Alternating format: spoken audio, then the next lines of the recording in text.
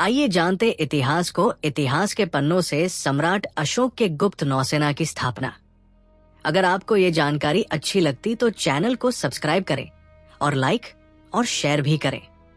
साल 260 ईसा पूर्व सम्राट अशोक का शासन पूरे भारत में फैल चुका था, लेकिन समुद्री सीमाएं अब भी एक चुनौती थी।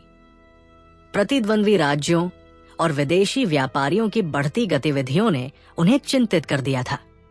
उन्हें एक ऐसी शक्ति की आवश्यकता थी जो समुद्र में उनकी पकड़ को मजबूत करे, एक गुप्त नौसेना। परंतु ये कार्य आसान नहीं था। अशोक को न केवल इस गुप्त जलसेना का निर्माण करना था, बल्कि इसे इतने रहस्यमय ढंग से संगठित करना था कि दुश्मनों को इसकी भनक तक न लगे। पाटलिपुत्र के महल के एक गुप्त कक्ष में सम्राट अशोक अपने प्रमुख मंत्रियों और सैन्य अधिकारियों के साथ एक महत्वपूर्ण सभा कर रहे थे। दीवारों पर जलते हुए मशालों की रोशनी में उनकी गंभीरता स्पष्ट झलक रही थी। एक विशाल लकड़ी की मेज पर समुद्री मार्गों का एक विस्तृत मानचित्र फैला हुआ था। हमारे समुद्री तट सुरक्षित नहीं है, अशोक ने गहरी आवाज में कहा। उनकी आंखों में चिंगारी सी चमक रही थी। हमें एक ऐसी जलसेना की आवश्यकता है जो अदृश्य हो, जो गुप्त रहे और जो शत्रु पर बिजली की तरह टूट पड़े। मंत्रियों में हलचल मच गई। सेनापति वीरसेन ने आगे बढ़कर कहा, परंतु महाराज, ये कार्य अत्यंत कठिन है। कोई भी राज्य अपनी नौसेना को गुप्त नहीं रख पाया है। हमें बड़े जहाज, कुशल नाविक और सुरक्षित ठिकानों की आवश्यकता होगी। हम वही करेंगे जो अब तक असंभव माना गया, अशोक ने आत्मविश्वास से कहा। हम अपनी गुप्त जलसेना बनाएंगे। न कोई झंडा, न कोई राज्य का चिन्ह, केवल हमारी छाया से शत्रु भयभीत होंगे। अशोक आगे बढ़े और अपने हाथों से मानचित्र पर समुद्री मार्गों की ओर इशारा किया। ये लोथल, ताम्रलिप्ति और कांचीपुरम, ये बंदरगाह हमारे लिए महत्वपूर्ण होंगे, उन्होंने कहा। लेकिन हमें अपने ठिकाने छिपाने होंगे। चट्टानों के बीच, घने जंगलों में और समुद्री गुफाओं में कोई भी नहीं जान पाएगा कि हमारी गुप्त जलसेना कहाँ है। महामंत्री ऋषभगुप्त ने सहमति में सिर हिलाया। हमें विशेष योद्धाओं की भी आवश्यकता होगी। ऐसे योद्धा जो जलयुद्ध में निपुण हो, जो छाया की तरह हमला कर सके और हवा की तरह गायब हो सके। कुछ दिनों बाद गंगा नदी के किनारे एक गुप्त स्थल पर सम्राट अशोक अपने सेनापतियों के साथ खड़े थे। उनके सामने युवा योद्धाओं की एक पंक्ति खड़ी थी। ये वही योद्धा थे जिन्हें खास तौर पर जलयुद्ध के लिए प्रशिक्षित किया जाना था, जो जल को अपना घर बना सकते हैं। वे ही इस मिशन का हिस्सा बनेंगे, वीरसेन गरजे। सैनिकों की आंखों में जुनून था। वे जानते थे कि ये साधारण सेना नहीं थी, ये सम्राट अशोक की गुप्त नौसेना थी। सम्राट अशोक और उनके इंजीनियरों ने समुद्र तटों और द्वीपों पर छिपे ठिकानों का निर्माण शुरू कर दिया। जंगलों और चट्टानों के बीच छिपे इन गुप्त बंदरगाहों पर विशाल युद्धपोत बनाए जाने लगे। नाविकों और कारीगरों को गुप्त रूप से प्रशिक्षित किया जाने लगा। सम्राट अशोक अपने घोड़े पर बैठकर निरीक्षण कर रहे थे। उन्होंने देखा कि विशाल लकड़ी के जहाज तैयार किए जा रहे हैं, पतवारों को तेज किया जा रहा है और गुप्त जलयुद्ध के हथियारों का परीक्षण किया जा रहा है। जल्द ही हमारे शत्रु समुद्र की लहरों में हमारे प्रहार की गूंज सुनेंगे, अशोक ने धीरे से कहा। सूर्यास्त का समय था। सम्राट अशोक एक ऊंची चट्टान पर खड़े होकर समुद्र की लहरों को देख रहे थे। उनके पीछे उनकी गुप्त नौसेना का निर्माण चल रहा था। एक ठंडी हवा उनके चेहरे से टकराई, लेकिन उनकी आंखों में एक अडिग संकल्प था। आज हमने एक नया इतिहास लिखा है, उन्होंने स्वयं से कहा। हमारे जलयुद्ध योद्धा अदृश्य रहेंगे, लेकिन जब वे हमला करेंगे तो शत्रु को उनके अस्तित्व पर विश्वास करना ही पड़ेगा। समुद्र की लहरें उनकी बात का उत्तर देने लगी। सम्राट अशोक की गुप्त नौसेना जन्म ले चुकी थी। गुप्त नौसेना की नींव रखी जा चुकी थी, लेकिन ये केवल एक शुरुआत थी। अब सबसे कठिन कार्य था उन योद्धाओं की भर्ती जो इस अभियान को सफल बना सकते थे। ये साधारण सैनिक नहीं हो सकते थे। इन्हें न केवल जलयुद्ध में निपुण होना था, बल्कि इन्हें छाया की तरह अदृश्य रहना भी आना चाहिए था। अशोक को ऐसे योद्धाओं की आवश्यकता थी जो लहरों को अपना हथियार बना सकें और समुद्र को अपनी ढाल। सम्राट अशोक अपने सेनापति वीरसेन और महामंत्री ऋषभगुप्त के साथ पाटलिपुत्र के गुप्त दरबार में बैठे थे। उनके सामने पूरे भारत से चुने गए कुछ श्रेष्ठ योद्धा खड़े थे। कुछ थलसेना से, कुछ व्यापारी जहाजों के अनुभवी नाविक और कुछ समुद्री डाकुओं से मुक्त किए गए युद्ध कुशल लोग। तुम्हें क्यों लगता है कि तुम इस गुप्त अभियान के योग्य हो? अशोक ने एक दुबले पतले लेकिन तेज आंखों वाले योद्धा से पूछा। उसने उत्तर दिया, महाराज, मैं समुद्र में पला बढ़ा हूं। जब कोई मुझे पकड़ने आता है तो मैं लहरों में विलीन हो जाता हूं। मैं इस समुद्र का पुत्र हूं। अशोक मुस्कुराए। यही कौशल उन्हें चाहिए था। महामंत्री ऋषभगुप्त ने कहा, ये योद्धा भले ही अलग अलग जगहों से आए हों, लेकिन हमें इन्हें एक सेना बनाना होगा। इन्हें जल में लड़ने की कला सिखानी होगी। हमें इन्हें छाया की तरह चुप रहना और तूफान की तरह हमला करना सिखाना होगा।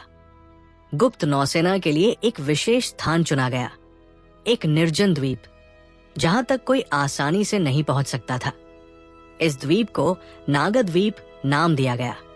यहां सैनिकों को प्रशिक्षित करने के लिए प्राकृतिक गुफाएं, छिपने की जगहें और समुद्री तूफानों से बचाव के ठिकाने थे। अशोक स्वयं वहां पहुंचे और अपने सैनिकों को संबोधित किया। ये कोई साधारण प्रशिक्षण नहीं है, ये एक परीक्षा है। केवल वही योद्धा इसमें सफल होंगे जो अपने भय को समुद्र की गहराई में डुबो देंगे, जो लहरों की गति को समझेंगे और तूफानों को अपना मित्र बना लेंगे।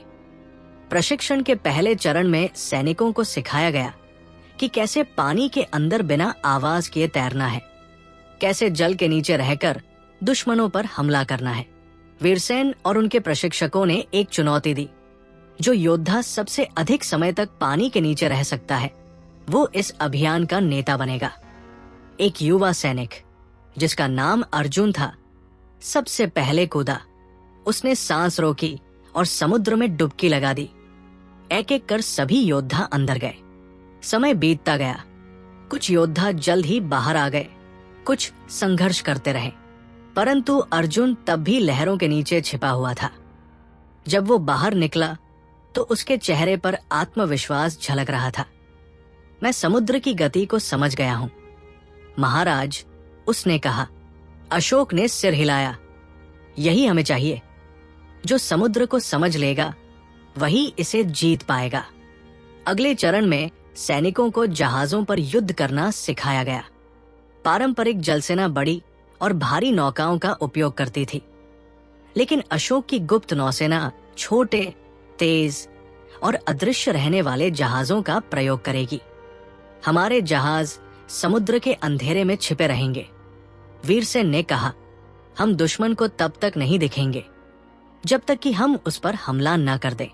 इसलिए सैनिकों को रात के अंधेरे में चुपचाप जहाजों को चलाना, चट्टानों के बीच छिपना और दुश्मन की नजरों से बचकर हमला करने की कला सिखाई गई। सप्ताहों के कठिन प्रशिक्षण के बाद अब अंतिम परीक्षा का समय आ चुका था। अशोक ने अपने योद्धाओं को बुलाया और समुद्र की ओर इशारा किया। आज तुम सिद्ध करोगे कि तुम गुप्त जलसेना के लिए तैयार हो। परीक्षा। सैनिकों को समुद्र के अंदर छिपे खजाने तक तैरकर पहुंचना था। रास्ते में कई रुकावटें थी, तेज लहरें, छिपे हुए संरक्षक और नकली दुश्मन। केवल वही योद्धा सफल माने जाते जो बिना देखे और बिना सुने चुपचाप दुश्मन को मात देकर अपने लक्ष्य तक पहुंचते। जैसे ही आदेश मिला, सैनिक पानी में कूद पड़े। कुछ डूबने लगे, कुछ दिशा खो बैठे, परंतु जो योद्धा प्रशिक्षित थे वे चुपचाप लहरों के बीच से निकलकर गंतव्य तक पहुंचे। अशोक ने विजेताओं की ओर देखा और गर्व से कहा, तुम अब छाया बन चुके हो। दुश्मन तुम्हें खोजने की कोशिश करेगा, लेकिन वो तुम्हें तब तक नहीं देख पाएगा। जब तक कि तुम उसके किले को नष्ट न कर दो। गुप्त नौसेना अब तैयार थी। योद्धा प्रशिक्षित थे। अब अगला चरण था उनका पहला गुप्त मिशन। सम्राट अशोक की गुप्त नौसेना अब पूरी तरह प्रशिक्षित हो चुकी थी। उनके योद्धा जल के भीतर छिपकर हमला करने, लहरों के साथ बहने और दुश्मनों को बिना आवाज किए परास्त करने में निपुण हो चुके थे। अब समय था गुप्त ठिकानों की स्थापना का, जहां से इस सेना के अभियान संचालित किए जाएंगे। लेकिन ये कार्य आसान नहीं था। ठिकानों को पूरी तरह छिपा हुआ और अजेय बनाना था। इन ठिकानों में छोटे गुप्त बंदरगाह, शस्त्रागार, रणनीतिक कार्यालय, भोजन और जल भंडार और युद्धक नौकाएं रखी जाएंगी। साथ ही नौसेना के पहले गुप्त मिशन की योजना भी बनाई जा रही थी।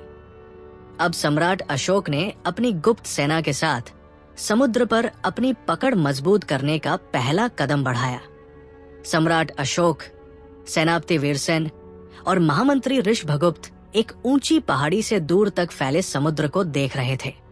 नीचे खाड़ी में कुछ नौकाएं दिखाई दे रही थी और दूर चट्टानों से घिरी एक रहस्यमयी गुफा थी। अशोक ने गहरी नजर से उस स्थान को देखा और बोले, यही सही स्थान है। ये 3 दिशाओं से चट्टानों से घिरा हुआ है, जिससे इसे खोज पाना लगभग असंभव होगा। वीरसेन ने सिर हिलाया। महाराज, इस स्थान के पास कुछ गुप्त जलमार्ग भी है, जिससे हमारी सेना बिना किसी को दिखे आ जा सकती है। यहाँ घने जंगल भी है, जो इसे और सुरक्षित बनाएंगे। अशोक ने अपने चारों ओर देखा। सामने विशाल समुद्र था, पीछे घना जंगल और चट्टानों से ढका ये क्षेत्र पूरी तरह छिपा हुआ था। यहीं पर हमारी गुप्त जल सेना का गढ़ बनेगा। उन्होंने आदेश दिया। कुछ ही दिनों में सैनिकों, कारीगरों और इंजीनियरों का एक गुप्त दल यहां पहुंचा। निर्माण कार्य तुरंत शुरू हो गया। गुप्त बंदरगाह, चट्टानों को काटकर छिपे हुए जहाजों के लिए विशाल गुफाएं बनाई गई।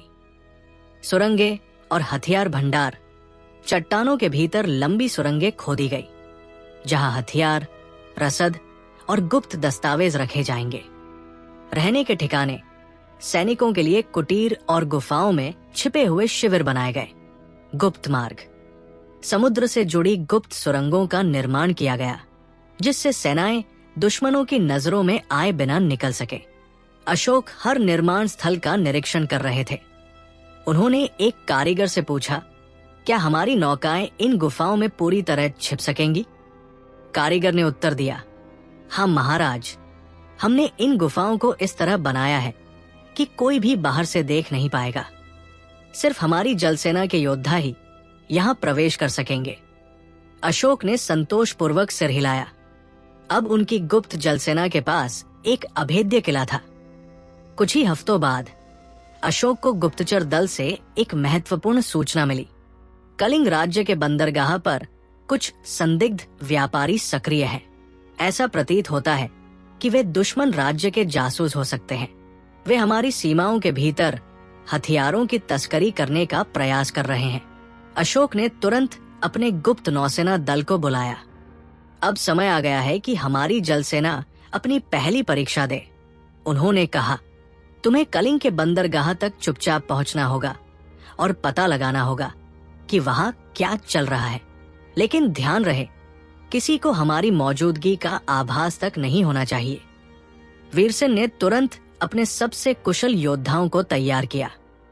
रात के अंधेरे में छोटे युद्धक जहाजों से गुप्त मिशन शुरू हुआ। अर्धरात्रि का समय था। गुप्त नौसेना के योद्धा काली पोशाक पहने अपनी छोटी नौकाओं में बैठे थे। जैसे ही चंद्रमा बादलों के पीछे छिपा, सैनिकों ने अपनी नावों को पानी में धकेल दिया। बिना किसी आवाज के वे लहरों के साथ घुल मिल गए। सम्राट अशोक ऊंची पहाड़ी से इस दृश्य को देख रहे थे। उनकी नजरें अपने योद्धाओं पर टिकी थी। अब खेल शुरू हो चुका है, उन्होंने धीमे स्वर में कहा। सुबह होते ही गुप्त योद्धा वापस लौट आए। उनके पास महत्वपूर्ण जानकारी थी। कलिंग के बंदरगाह पर शत्रु राज्य के जासूस हथियारों की तस्करी कर रहे थे।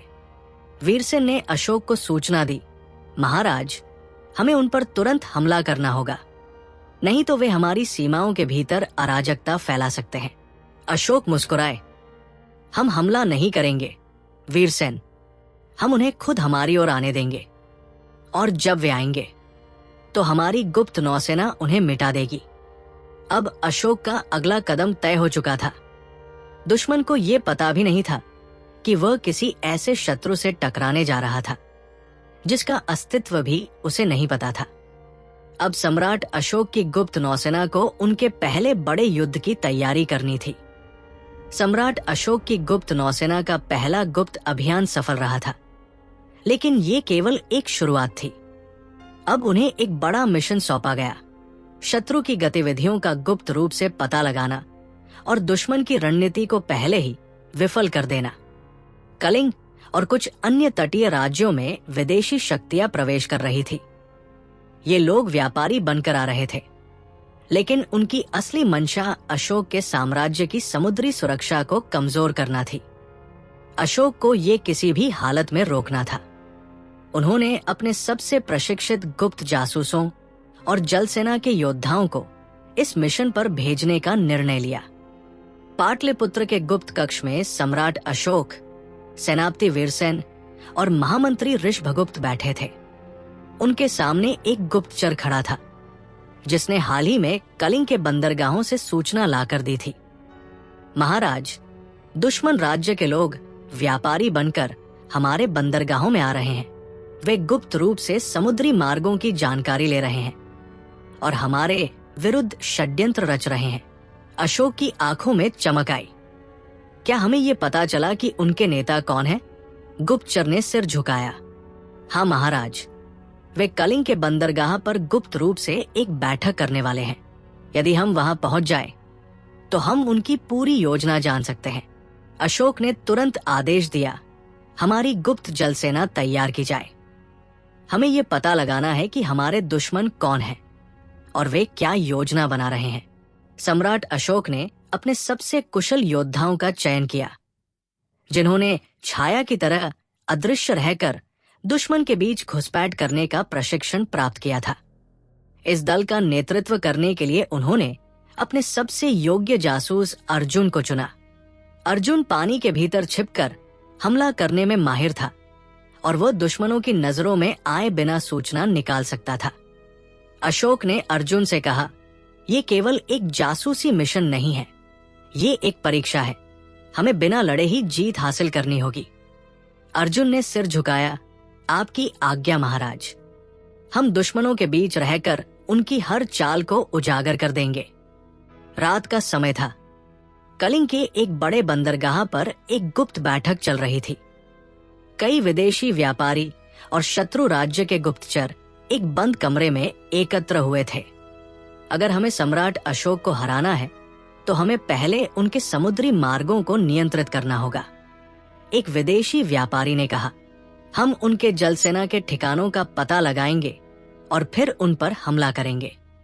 अर्जुन और उसके साथी, जो अब व्यापारी के रूप में छिपे हुए थे, इस बातचीत को ध्यान से सुन रहे थे। वे ये पता लगाने की कोशिश कर रहे थे कि शत्रु अगला हमला कहाँ करेगा। अर्जुन ने धीरे से अपनी मुट्ठी बांधी। अब वे ये योजना सम्राट अशोक तक सुरक्षित पहुंचाने वाले थे।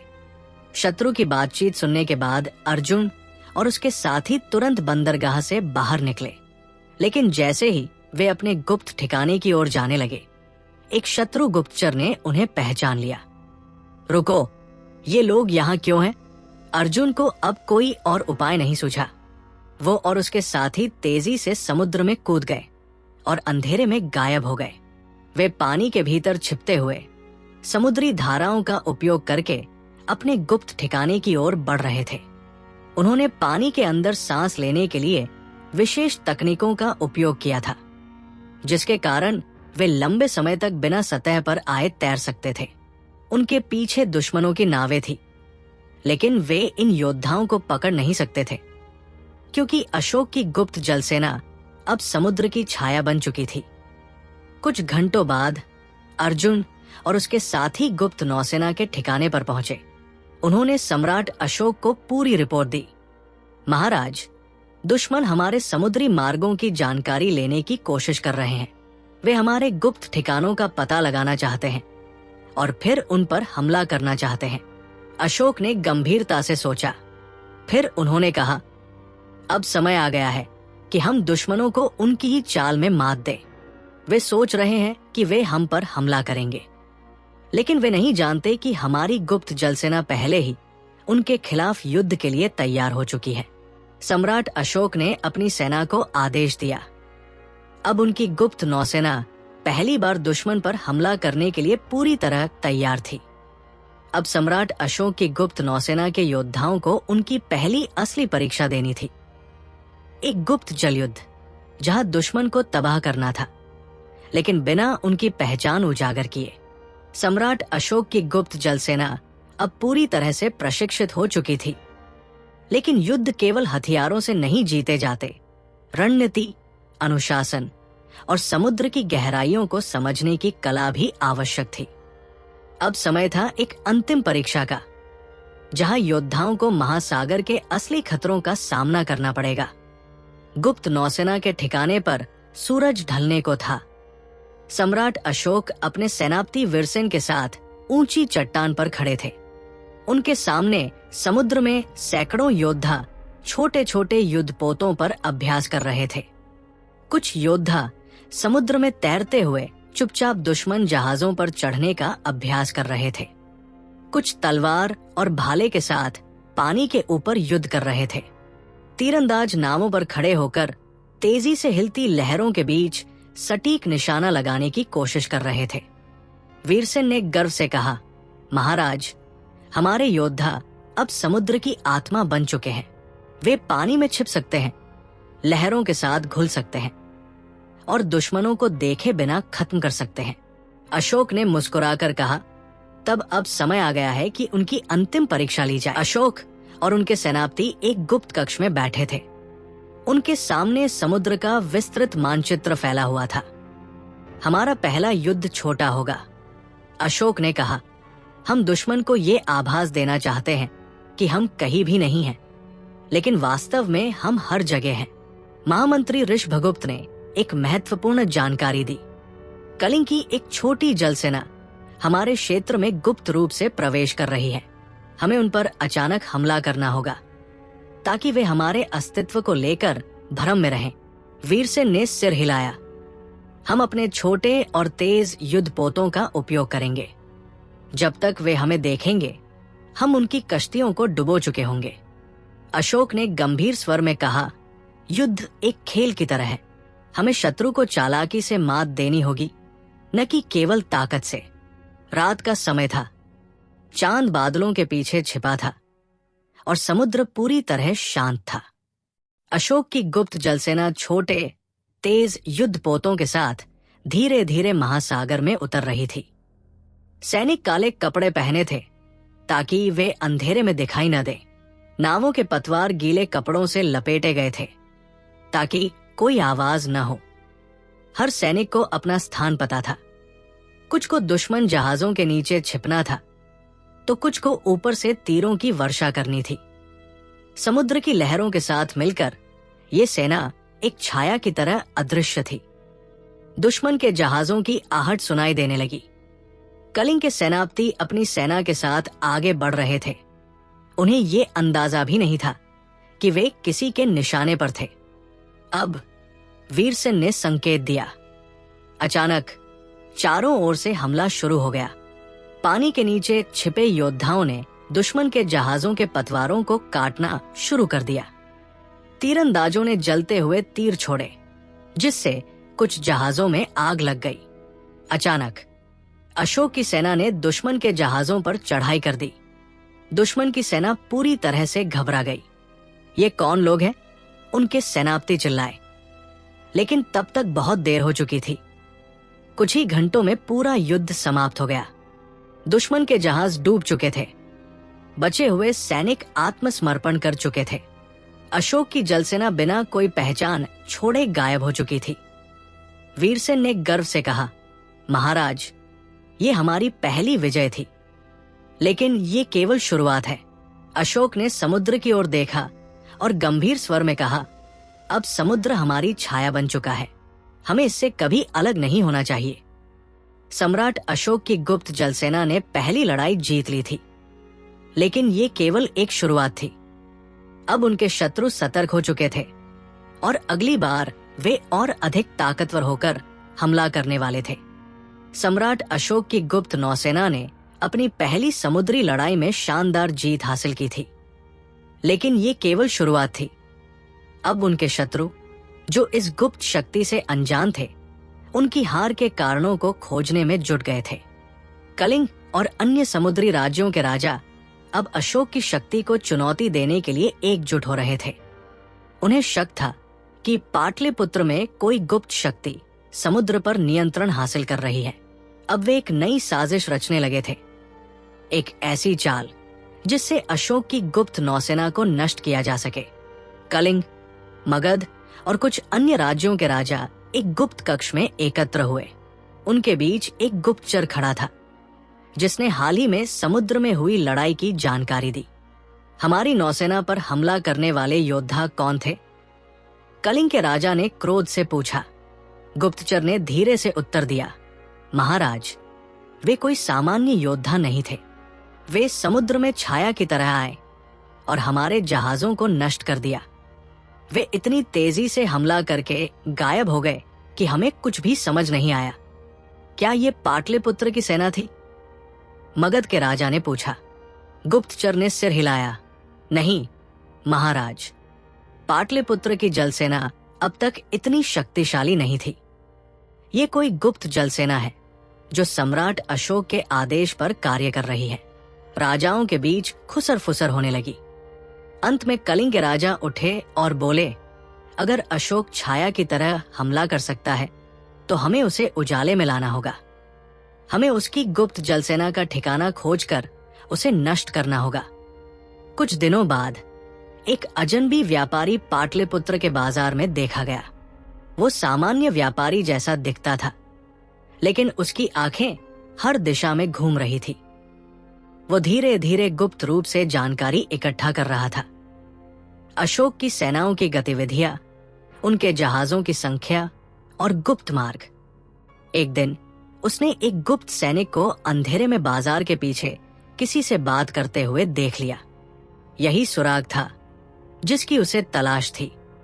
अब महामंत्री ऋषभगुप्त तेजी से अशोक के पास पहुंचे। उनके चेहरे पर चिंता की लकीरें थी। महाराज, हमारे गुप्तचरों ने जानकारी दी है कि एक शत्रु जासूस हमारी गतिविधियों का पता लगा रहा है। हमें तुरंत कोई कार्रवाई करनी होगी। अशोक ने गहरी सांस ली और बोले, अगर वे हमारे रहस्य को उजागर करने की कोशिश कर रहे हैं तो हमें उन्हें भ्रम में रखना होगा। हमें एक ऐसा झूठा संकेत देना होगा कि वे हमारी असली गुप्त नौसेना तक न पहुंच सके। ये जासूस कलिंग के राजा के पास वापस जाने को तैयार था। कलिंग का जासूस जैसे ही अशोक की सेना की गुप्त जानकारी लेकर पहुंचा, राजा तुरंत अपनी सेना तैयार करने लगे। अब हमें पता चल गया है कि अशोक की जल सेना कहाँ छिपी है। हमें तुरंत उस पर हमला करना होगा। लेकिन जब उनकी सेनाएं बताए गए स्थान पर पहुंची तो वहां कुछ भी नहीं था। अचानक समुद्र में हलचल हुई। अशोक की असली गुप्त नौसेना चारों तरफ से उन्हें घेर चुकी थी। ये क्या? ये तो जाल था, कलिंग के सेनापति चिल्लाए। लेकिन अब बहुत देर हो चुकी थी। अशोक की गुप्त जलसेना ने शत्रु की नौसेना पर बिजली की तरह हमला कर दिया। कुछ दिनों बाद अशोक अपने गुप्त नौसेना के मुख्यालय में अपने सेनापतियों के साथ बैठे थे। हमने शत्रु को मात दे दी, लेकिन ये केवल शुरुआत थी। अशोक बोले, अब हमें पूरी तरह तैयार रहना होगा, क्योंकि अगली बार वे और भी बड़ा हमला करेंगे। वीरसेन ने सहमति में सिर हिलाया। हमें समुद्र पर अपनी पकड़ और मजबूत करनी होगी। अब हमें एक नई रणनीति बनानी होगी। अशोक मुस्कुराए। अब उनका अगला लक्ष्य समुद्र पर पूरी तरह नियंत्रण स्थापित करना था। अब सम्राट अशोक और उनकी गुप्त जलसेना को दुश्मनों की बड़ी सेना का सामना करना था। क्या वे समुद्र की शक्ति को अपने पक्ष में कर पाएंगे? सम्राट अशोक की गुप्त नौसेना ने शत्रु के जाल को उल्टा कर दिया था। लेकिन ये केवल एक छोटी जीत थी। अब शत्रु पूरी तरह सतर्क हो चुका था और एक बड़े युद्ध की तैयारी में जुट गया था।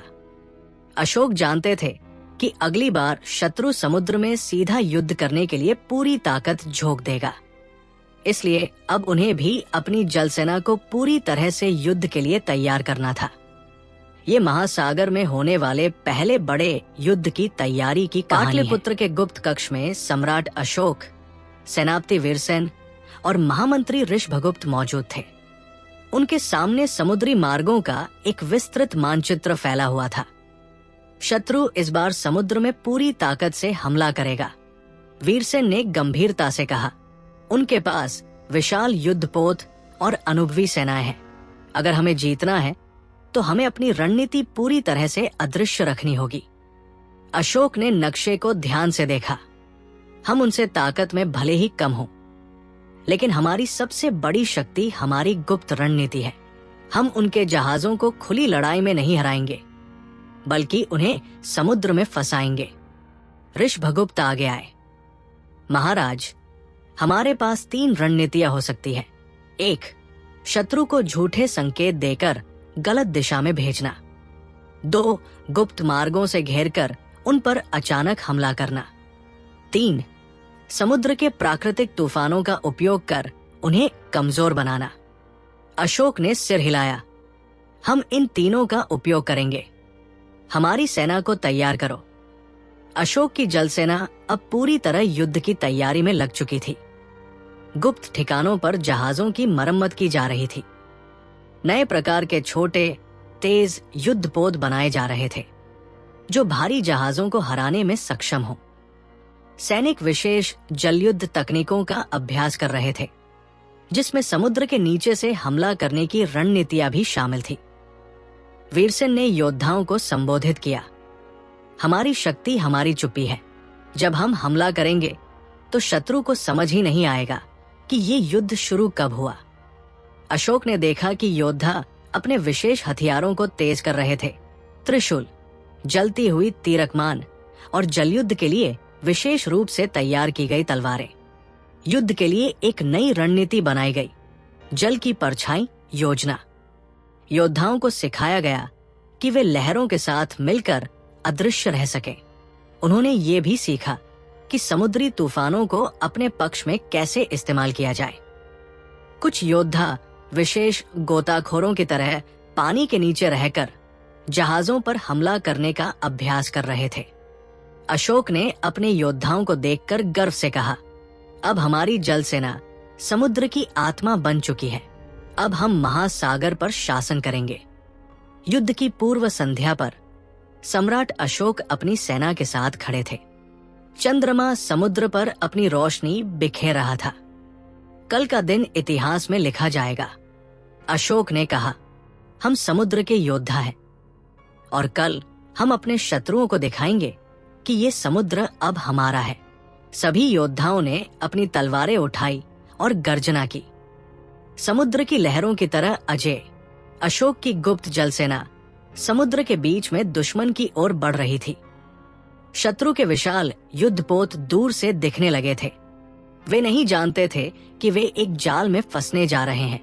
वीरसेन ने संकेत दिया, अब सब अपने स्थान पर रहें। जैसे ही संकेत मिले, हमला शुरू हो जाएगा। अशोक ने अपनी तलवार को कसकर पकड़ लिया। युद्ध का समय आ चुका था। अब सम्राट अशोक की गुप्त नौसेना पूरी तरह से युद्ध के लिए तैयार थी। लेकिन क्या उनकी रणनीति शत्रु पर भारी पड़ेगी, या फिर महासागर में उनका सबसे कठिन युद्ध शुरू होने वाला था? सम्राट अशोक की गुप्त नौसेना अब अपनी सबसे कठिन परीक्षा देने जा रही थी। महासागर के बीच उनका सामना एक विशाल शत्रु जलसेना से होने वाला था, जो पूरी ताकत के साथ उन्हें नष्ट करने आ रही थी। अशोक जानते थे कि ये युद्ध केवल ताकत से नहीं जीता जा सकता। ये युद्ध रणनीति, धैर्य और समुद्र की लहरों को समझने की कला से जीता जाएगा। अब इतिहास का सबसे बड़ा गुप्त जलयुद्ध शुरू होने जा रहा था। भोर का समय था। समुद्र के क्षितिज पर विशाल युद्धपोतों की परछाइयां दिखाई देने लगी। कलिंग और मगध की नौसेना सैकड़ों बड़े जहाजों के साथ समुद्र में आगे बढ़ रही थी। उनके पतवार समुद्र को चीर रहे थे और सैनिकों की गर्जना से समुद्र गूंज रहा था। अशोक की गुप्त सेना चाहे जितनी भी ताकतवर हो, वे हमारी विशाल सेना के सामने टिक नहीं पाएंगे। कलिंग के सेनापति ने गरजते हुए कहा। दुश्मन को विश्वास था कि वे इस बार अशोक को समुद्र में पूरी तरह हरा देंगे। समुद्र के दूसरी ओर अशोक की गुप्त जलसेना छोटे लेकिन तेज जहाजों के साथ युद्ध के लिए तैयार थी। छोटे तेज युद्धपोत चट्टानों और समुद्री लहरों के बीच छिपे हुए थे। कुछ योद्धा समुद्र के नीचे छिपे हुए थे, जो दुश्मन के जहाजों पर अचानक हमला करने के लिए तैयार थे। विशेष जलयुद्ध योद्धा अपने जहाजों पर तीरकमान और जलती हुई आग के गोले लेकर तैयार खड़े थे। वीरसेन ने अशोक की ओर देखा और कहा, महाराज, शत्रु की जलसेना विशाल है, लेकिन वे समुद्र की भाषा नहीं समझते।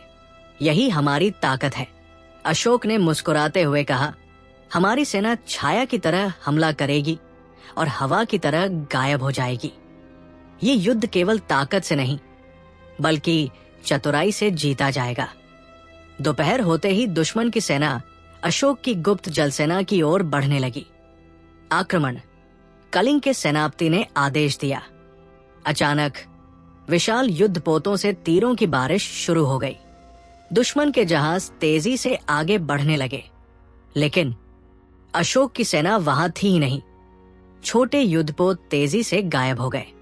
समुद्री लहरों के नीचे से तैरकर गुप्त योद्धाओं ने दुश्मन के जहाजों के नीचे आग लगाने वाले बम लगा दिए। अचानक चारों ओर से अशोक की जलसेना ने हमला कर दिया। ये क्या हो रहा है?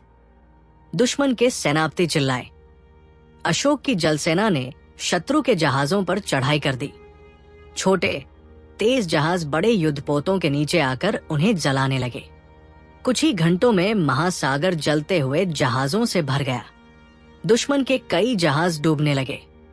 अशोक की जलसेना दुश्मनों को एक एक करके खत्म कर रही थी। समुद्र की लहरें अब दुश्मनों के लिए मौत का संदेश ला रही थी। वीरसेन ने गर्जना की, हम समुद्र की आत्मा है, कोई हमें नहीं हरा सकता। शत्रु की सेना अब पूरी तरह घिर चुकी थी। सूर्यास्त के समय युद्ध समाप्त हो गया। दुश्मन की जलसेना पूरी तरह तबाह हो चुकी थी।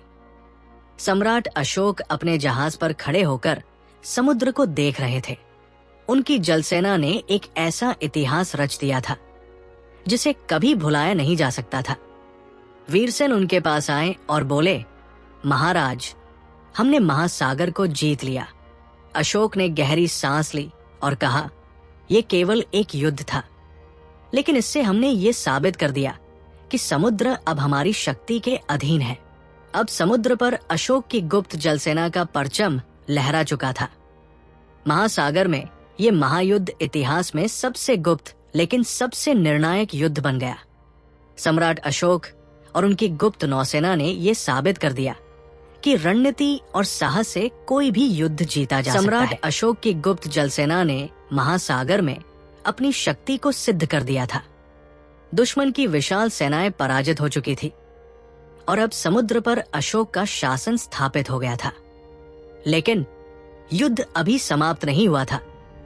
दूर पश्चिम में एक नई शक्ति उभर रही थी। विदेशी व्यापारी और समुद्री लुटेरे जो अब भारतीय समुद्र में अपना अधिकार जमाना चाहते थे। ये अशोक के लिए अंतिम चुनौती थी। यदि वह इसे जीत लेते तो उनकी गुप्त नौसेना हमेशा के लिए अजेय हो जाती, लेकिन यदि वे हारते तो समुद्र पर बाहरी शक्तियों का अधिकार हो जाता। एक दिन पाटलिपुत्र में एक गुप्तचर अशोक के दरबार में पहुंचा। वो थका हुआ था और उसके चेहरे पर चिंता की लकीरें थी। महाराज, पश्चिम से विशाल जहाजों का एक बेड़ा हमारी सीमाओं में प्रवेश कर चुका है। वे व्यापारियों की तरह आए थे, लेकिन अब वे बंदरगाहों पर हमला कर रहे हैं। अशोक ने तुरंत मानचित्र की ओर देखा। ये तो विदेशी शक्तियां हैं। क्या वे हमारे नियंत्रण को चुनौती देने की कोशिश कर रहे हैं?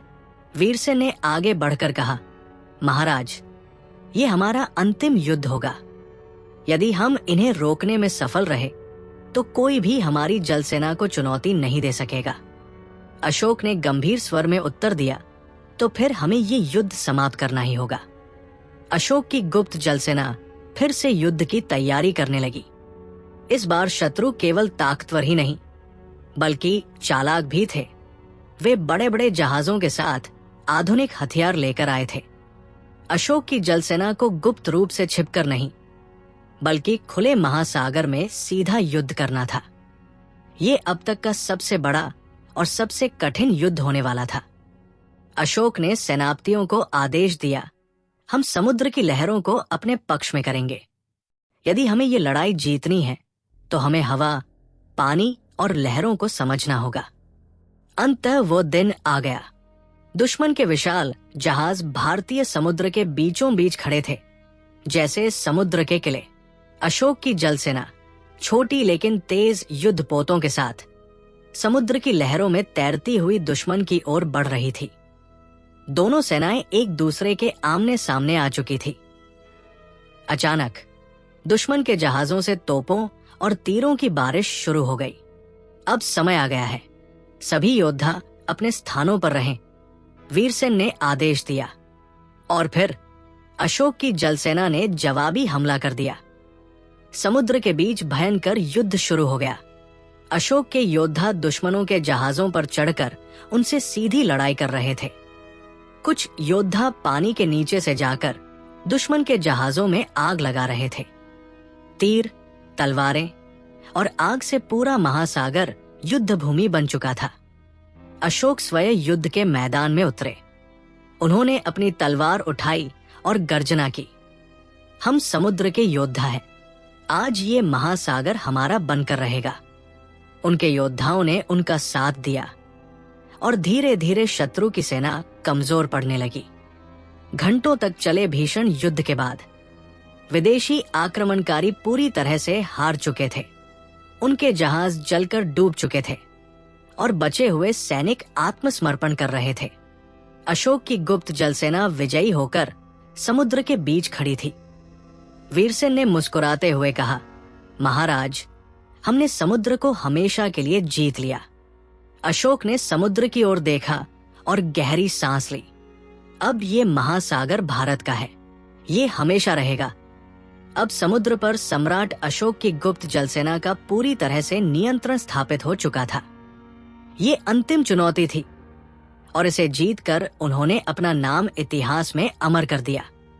समुद्र में अंतिम युद्ध जीतने के बाद सम्राट अशोक और उनकी गुप्त जलसेना अजेय बन चुकी थी।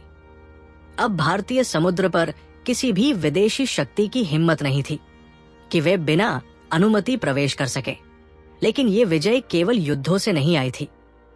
ये रणनीति, साहस और अशोक की अद्भुत दूरदर्शिता का परिणाम थी। अब ये समय था कि सम्राट अशोक अपने विजय की विरासत को सुरक्षित करें ताकि आने वाली पीढ़ियां इसे याद रखें। अशोक और उनकी जलसेना जब पाटलिपुत्र लौटे तो पूरा राज्य उनकी ऐतिहासिक जीत का जश्न मना रहा था। बड़ी बड़ी सड़कों पर विजय यात्रा निकाली गई। लोगों ने फूलों की वर्षा कर सम्राट का स्वागत किया। सैनिकों को सम्मानित किया गया और पूरे राज्य में उत्सव का माहौल था। अशोक ने अपने लोगों को संबोधित करते हुए कहा, हमने ये युद्ध केवल अपने लिए नहीं बल्कि अपनी आने वाली पीढ़ियों के लिए लड़ा है। अब ये महासागर हमारी पहचान है, हमारी शक्ति है। अब जब समुद्र पर कोई खतरा नहीं था तो अशोक ने व्यापार और संस्कृति के प्रसार पर ध्यान देना शुरू किया। भारतीय व्यापारिक जहाज अब दक्षिण एशिया, अरब और मिस्र तक जाने लगे। समुद्र में शांति स्थापित करने के लिए गुप्त जलसेना अब व्यापारिक जहाजों की रक्षा करने लगी। नए बंदरगाह बनाए गए जिससे भारत दुनिया की सबसे बड़ी व्यापारिक शक्ति बनने लगा। युद्ध केवल जीतने के लिए नहीं बल्कि शांति और समृद्धि लाने के लिए होते हैं। अशोक ने अपने मंत्रियों से कहा, सम्राट अशोक जानते थे कि केवल युद्ध जीतना पर्याप्त नहीं है बल्कि शक्ति को बनाए रखना भी आवश्यक है। उन्होंने अपने सबसे विश्वास पात्र सेनापति वीरसेन को बुलाया और कहा, हमारी गुप्त जलसेना अब हमारी सबसे बड़ी शक्ति बन चुकी है। हमें इसे हमेशा मजबूत बनाए रखना होगा ताकि कोई भी बाहरी शक्ति हमें चुनौती न दे सके। इसलिए उन्होंने नए आदेश दिए। 1. गुप्त जलसेना को और अधिक विकसित किया जाएगा। 2. युद्धपोतों को और अधिक उन्नत किया जाएगा। 3. समुद्र की रक्षा के लिए हर बंदरगाह पर एक गुप्त सैन्य अड्डा बनाया जाएगा। अब ये केवल एक सेना नहीं थी, ये भारतीय महासागर की प्रहरी बन चुकी थी। सम्राट अशोक को एहसास हुआ कि शक्ति और विजय का सही उपयोग शांति और विकास में होता है। उन्होंने एक ऐतिहासिक निर्णय लिया। अब समय आ गया है कि हम अपनी शक्ति का उपयोग युद्ध के बजाय ज्ञान और धर्म के प्रसार में करें। हमें बौद्ध धर्म और अहिंसा के मार्ग पर चलकर पूरे विश्व में शांति का संदेश देना होगा। इसके बाद अशोक ने अपनी शक्तिशाली नौसेना को एक नई दिशा में मोड़ दिया। अब वे केवल युद्ध नहीं बल्कि ज्ञान, संस्कृति और व्यापार का प्रसार करने लगे। समय बीतता गया, लेकिन सम्राट अशोक की गुप्त जलसेना की गाथा इतिहास में अमर हो गई। उन्होंने एक ऐसा समुद्री साम्राज्य स्थापित किया जहां भारतीय व्यापार और संस्कृति दुनिया के कोने कोने तक पहुंची। उनकी जलसेना ने आने वाली पीढ़ियों के लिए सुरक्षा और समृद्धि सुनिश्चित की। उनकी दूरदर्शिता ने भारत को एक वैश्विक शक्ति बना दिया। अंततः सम्राट अशोक ने जो समुद्री साम्राज्य स्थापित किया था, वो भारत की महान शक्ति और गौरव का प्रतीक बन गया। उनका नाम इतिहास में सबसे महान सम्राटों में से एक के रूप में दर्ज हो गया। सम्राट अशोक की गुप्त जलसेना केवल एक सेना नहीं थी, ये भारत की शक्ति, संस्कृति और गौरव की प्रतीक थी।